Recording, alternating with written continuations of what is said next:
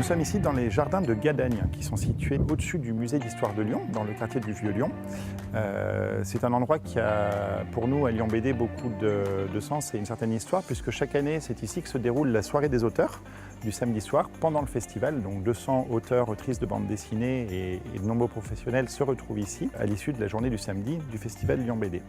Évidemment, cette année, c'est un peu particulier, c'est peu de le dire, puisque le festival a dû être annulé à cause de la pandémie Covid-19, ce qui nous met dans une situation inédite, puisque c'est la première fois en 15 ans que le festival n'aura pas lieu, du moins de manière physique. L'équipe a fait le choix, pour rebondir face à cette situation, de proposer tout d'abord un joyeux non-festival qui aura lieu aux dates habituelles du festival et qui sera proposé en ligne. Et c'est dans ce cadre-là que cette vidéo vous est proposée. Et par la suite, c'est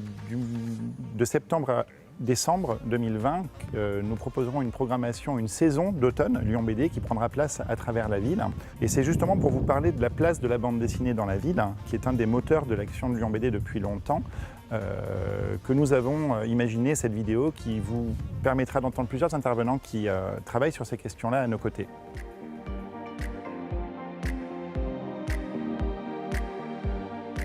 Le festival Lyon BD, il est né en 2006.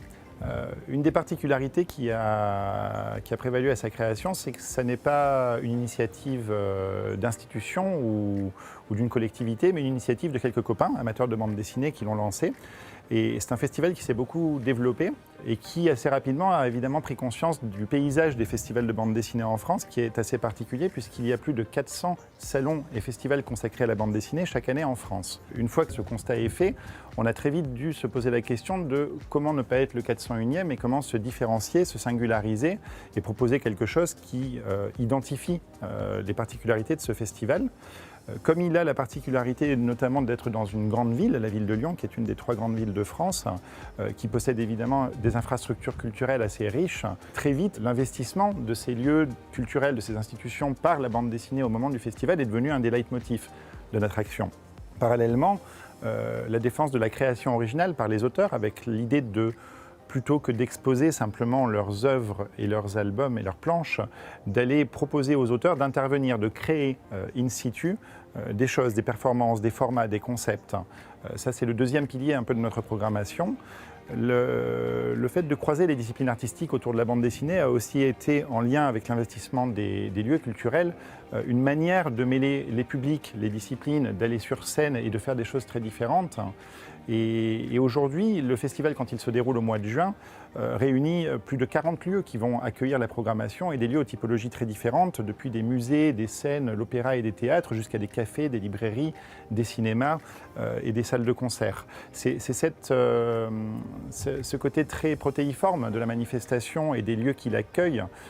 qui fait qu'aujourd'hui, la bande dessinée dans la ville est un marqueur très important de l'action de Lyon BD et je crois aussi quelque chose que les auteurs de bande dessinée apprécient dans cette espèce de terrain d'expression qui leur est offert par le festival.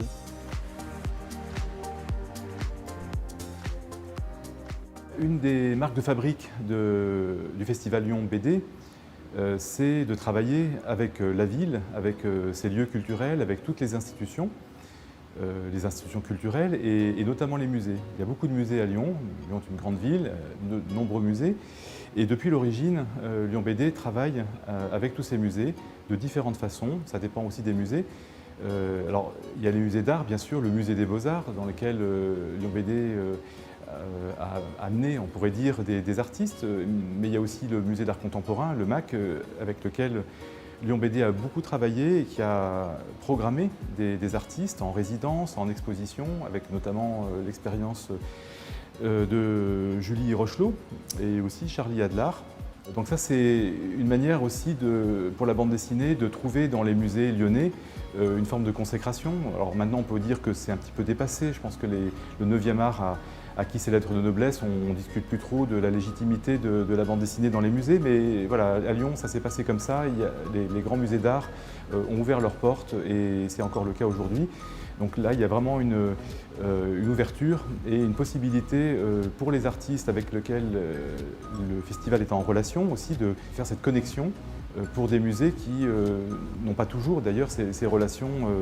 avec le milieu des auteurs et des autrices de bande dessinée. Et puis après, il y a aussi d'autres musées. À Lyon, il y a les musées d'art, mais il y a aussi des musées d'histoire, des musées d'archéologie, des musées de société. Alors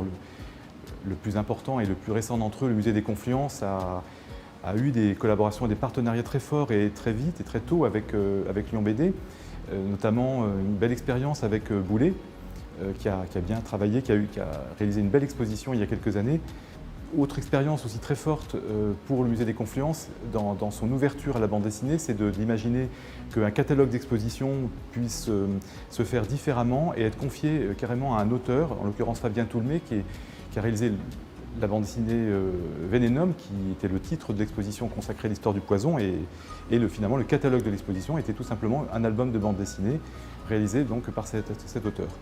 D'autres expériences aussi, je pense à celle du musée de l'imprimerie et de la communication graphique, qui a réalisé une belle exposition consacrée à l'art invisible, le titre même de l'ouvrage bien connu de Scott McCloud, où le sujet même de l'exposition était la bande dessinée. Là aussi, il y avait une relation très étroite entre le propos du musée et puis le fait pour Lyon BD de programmer cet événement et de travailler avec cet auteur américain bien connu de tous les autrices et tous les auteurs. On peut penser également au travail de longue haleine aussi, régulier, pratiquement chaque année ou tous les ans, le musée gallo-romain, le musée archéologique Luc Dunham, qui lui a travaillé de multiples façons et en particulier en donnant des cartes blanches à des auteurs qui cette fois-ci vivent au cœur même de l'institution et lui donnent une autre idée, développe en fait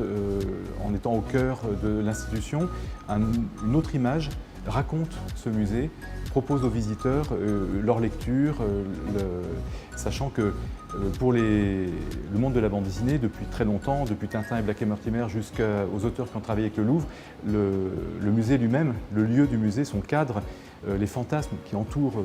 les œuvres et les espaces des musées sont vraiment un grand sujet pour les auteurs de bande dessinée. Donc à Lyon,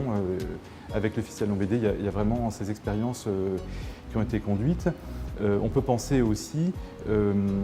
finalement au rôle qu'ont joué les auteurs de bande dessinée pour bousculer un petit peu ces institutions, pour les décloisonner, parce qu'une bande dessinée, une œuvre de bande dessinée, c'est pas simplement des dessins ou des histoires, c'est aussi des livres, donc il y a le travail aussi avec les bibliothèques, les archives, et dans les musées eux-mêmes, au musée d'histoire de Lyon par exemple, mais aussi au musée de l'automobile à Malartre, les auteurs de bande dessinée, les autrices, quand ils interviennent, notamment sous la forme d'une carte blanche, peuvent complètement faire bouger les lignes, donner une autre image des musées et puis eux-mêmes développer leur propre univers en s'inspirant de ce qui se trouve dans les musées, des collections, des espaces et aussi parfois des équipes. Il y a des relations qui se tissent aussi avec les professionnels des musées. Et donc de ce point de vue-là, on peut dire que la bande dessinée, son langage artistique et les autrices et les auteurs qui le font vivre avec cette dynamique qui est lancée et qui est animée par le festival, crée cette synergie, cette symbiose qui s'opère sur l'ensemble du territoire de la ville. Et je pense que c'est une grande force en fait, de Lyon BD Festival d'arriver à mettre en relation toutes ces institutions avec le milieu des auteurs et des autrices qui est lui-même très diversifié et qui contribue à l'originalité et au succès du festival chaque année.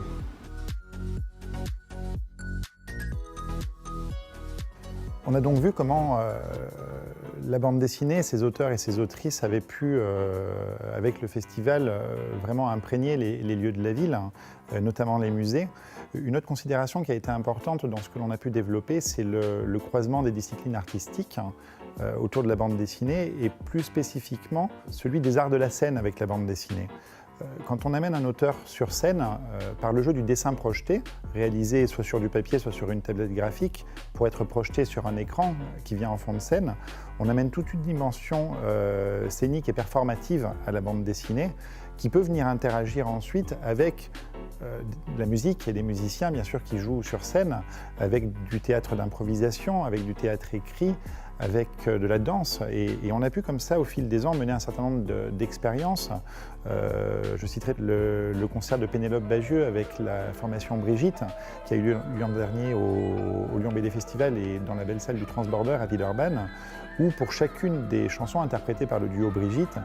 Pénélope Bagieux faisait une réalisation graphique qui collait bien évidemment au thème et au texte de la chanson.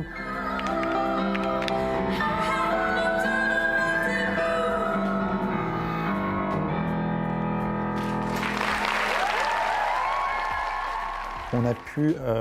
également voir des adaptations de bandes dessinées qui sont devenues des œuvres scéniques. Les Carnets de cerises, par exemple, de Aurélie Néré et Joris Chamblin, une bande dessinée qui a connu un grand succès aux éditions Delcourt, qui a été adaptée en spectacle de théâtre vivant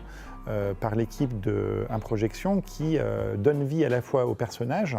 à travers le jeu des comédiens en y ajoutant une musique qui est une création originale et qui vient interagir avec des projections de dessins extraits de la série des Carnets de cerises, le tout sur scène. Mais mon truc à moi, pour raconter des histoires, c'est d'observer les gens, imaginer leur vie, leurs secrets.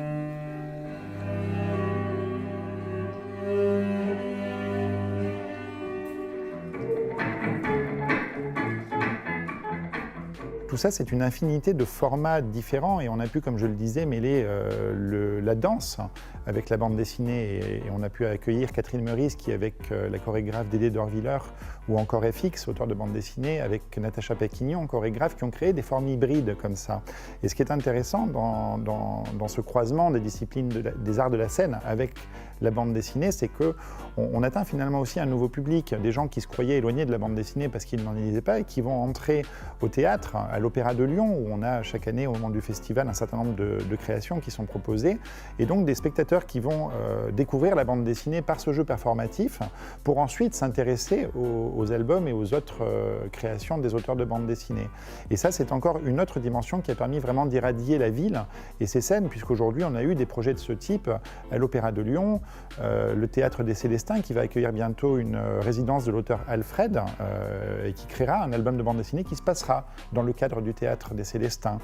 Les scènes de concert dont je parlais, le Transborder de Villeurbanne et bien d'autres, l'Auditorium de Lyon, qui à l'automne accueillera un grand concert avec l'Orchestre national de Lyon et évidemment de la bande dessinée. Donc tout ça, c'est encore une nouvelle manière, je crois, d'emmener la bande dessinée, ses auteurs, ses autrices, dans les lieux de la ville et notamment ses scènes.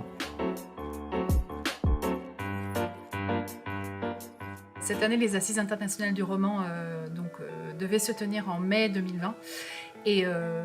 puisque 2020 est l'année de la bande dessinée, on avait pensé faire une place particulière à la bande dessinée cette année, notamment en invitant certains auteurs de bande dessinée à intervenir sur nos panels et surtout en invitant l'auteur de bande dessinée Chloé Cruchaudet à faire une affiche pour le festival. Alors, tout ça, évidemment, nous réjouissait, tenait à l'année de la BD en France,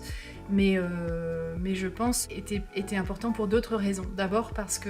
pour cette affiche des Assises internationales du roman, on avait voulu une affiche d'auteur. On a voulu une affiche qui parle, qui porte derrière elle une œuvre qui fasse référence à de l'écriture et de la littérature. Et c'est l'idée qu'on avait en tête quand on a discuté avec Chloé. Et on lui a demandé une affiche qui nous parle des sensations qu'on peut avoir lors d'un festival et de l'effet que peut faire un festival sur le public. C'est le défi qu'elle a relevé avec cette très belle affiche d'un bleu turquoise profond. Et qui en fait a continué de nous parler, puisque ce dont elle nous parlait en mars, au moment de la remise de l'affiche, a changé progressivement, le message a changé et la manière que nous avions de lire cette affiche a changé au fil des semaines, et elle continue à nous dire beaucoup de choses sur ce que peut être un festival et ce que peut y chercher un public. Alors c'est un exemple, mais un exemple de la manière dont on peut travailler avec la bande dessinée, y compris dans un festival qui n'est pas consacré à la bande dessinée. Et par ailleurs, l'invitation d'auteurs dans des panels dans un festival comme les Assises, pour moi est important parce que un lieu comme la Villa Gilet a vocation à travailler avec les écritures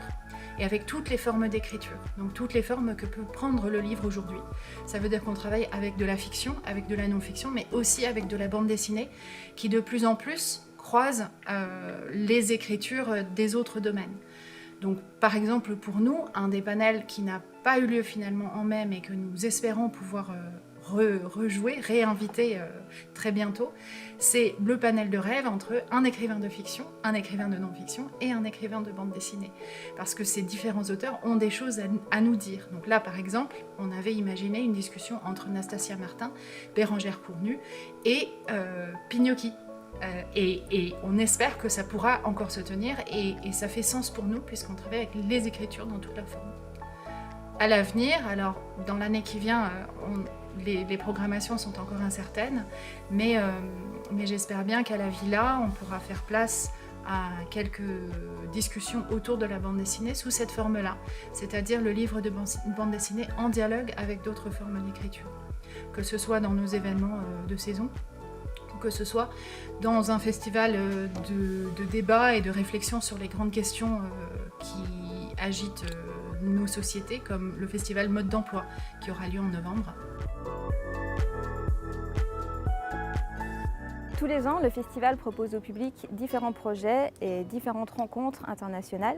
On peut citer par exemple la web-série qu'on a réalisée avec le Festival de Québec, où des auteurs québécois et français racontaient leurs BD face à la caméra. Et finalement, vraiment longtemps plus tard, en 2010, ça a donné ce livre-là. On a aussi des résidences d'auteurs et des échanges à Lyon et à l'étranger